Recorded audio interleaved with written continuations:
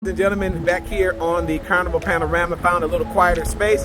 I'm here with my new friend, Vernanda. And where are you from? I'm from Bakersfield, California. And you're at least 18, know that we're videotaping, okay with putting this online. Yes. All right, how old were you when you got your first tattoo? I was 18 when I got my first tattoo. Did you have to sneak out? Well, my parents weren't very happy, but my dad, he has his own tattoos, so it was kind of like, well, you can't really tell me I can't get them if you have them yourself. Yeah. So I guess the first tattoo I got was more a memory of one of my childhood best friends that passed away. Okay. He was killed very terribly by gangs, so it was more for memories for him. So this is the first one that I got for my friend that passed away when I turned 18 years old. Okay. So this is my very first one, so it's a little faded now. Yep. Did you design that, or did you an artist? How did you come up with that? Well, a friend at the time, she was dating a guy that was starting a tattoo career, and I actually got it in their home. Okay. It wasn't an actual tattoo shop, so I got that done, and I just got the diamond as kind of the representing, like that he was like a dual part of my life. Yes. I guess that was kind of like the meaning behind it. That's nice. Yeah. And was that your least expensive one?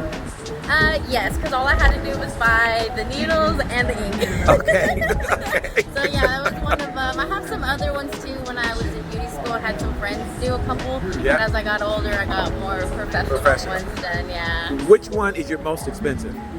This one is my most expensive one, and I kind of have some food on it right now from the wing and the lotion. So this is my most recent one. I went to one of my brother's friend out in Englewood to get this done, and he custom made this because I wanted something with this type of peony flower, and I seen a drawing of kind of like an Alice in Wonderland kind of drawing. So this is what he came up with. So this has been like my most expensive one. I'm like, his name is Carlos Vargas. He does a great job on tattoos. And now this is a face here? Yes, this is a face, a crying face. Yeah, I don't know if there's like very much meaning, but I guess like behind it, I guess if there would be a meaning, I just gotta click the flowers are beautiful. I guess like, blossoming through, hardship, what you go through life, I guess. Yeah. Yeah, that's a lot of meaning. Yeah. And how long did it take you to sit with that one? He's pretty quick, so I would say maybe 4 hours. Okay. Yeah. And now, how do you spend your time during that time?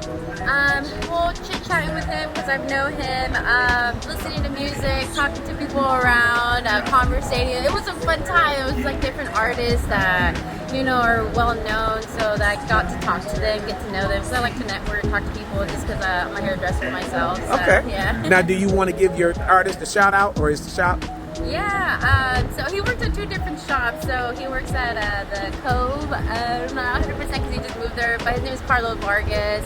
You can follow him. I think it's like X Noble on Instagram. Okay. So yeah, that's the most recent one. And then I guess this one I got this one back in my hometown. But it's not completed. I want to get it shaded, but there's quite a few that I have. Now you're gonna get color, or shading is not color? Yeah, so I'm gonna shade it more because I like more like black and gray. I used to like color, but not so much anymore. Okay. Well, walk us through the pieces you have. Yeah. So this one actually I got it when I was in beauty school. It's actually not like completed. The guy that actually did this tattoo. So don't go to people that aren't professional. He never finished this. It was supposed to have shears, tint brushes. He didn't do nothing that I wanted. So actually the plan with Carlos is to get one of these peony flowers and make a big one to cover it up. Okay. Which is black and white, but that's still part of memory. Let's see. This one. I don't know how long ago I got this, but this one hurt the most. At first, I thought he was tattooing me inside my armpit, and I was like, you're not tattooing me in there, right? So this one, there's not much meaning. I just found a drawing, because I like to get drawings of what other people have gotten on them. Yeah.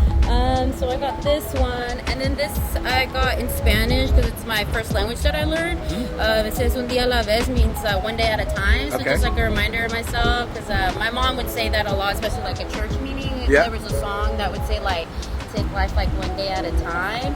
So that's I guess a saying. And So then, it's kind of a tribute to mom too. Yeah, I guess so. Yeah, tribute to mom. And then this one, actually Carlos did this one too a while ago. I got this, I was going through a lot of stuff and just kind of saying like, self-love, healing, growing, so I got this one mostly for myself. Anytime I feel, I guess, something within, I get a tattoo instead of like, I guess, another way. Yeah.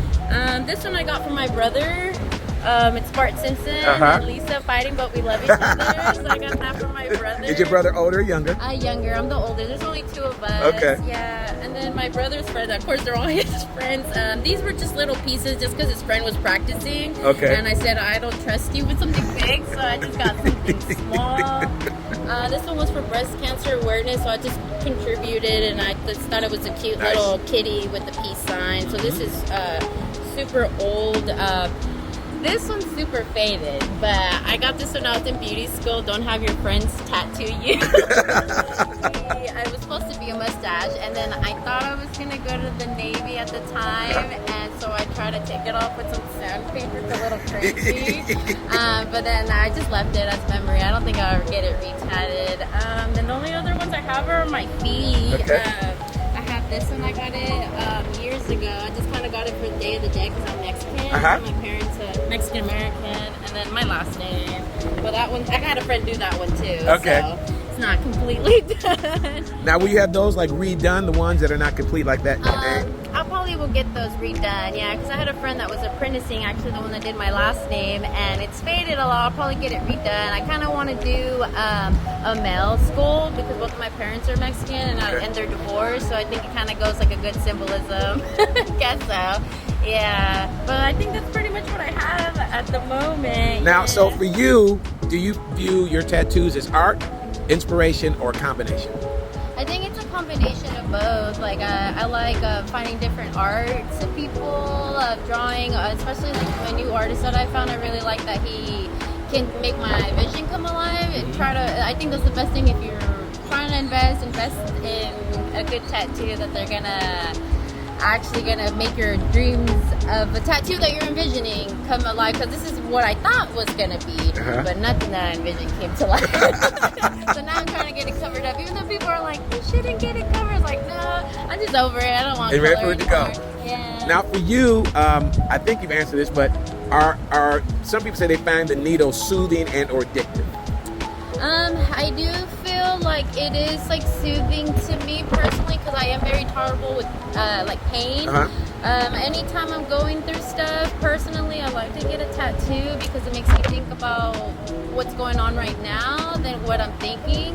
I think it is really suitable, and it can be addicting because you see a cool art, you're like, oh, I want another one, you know.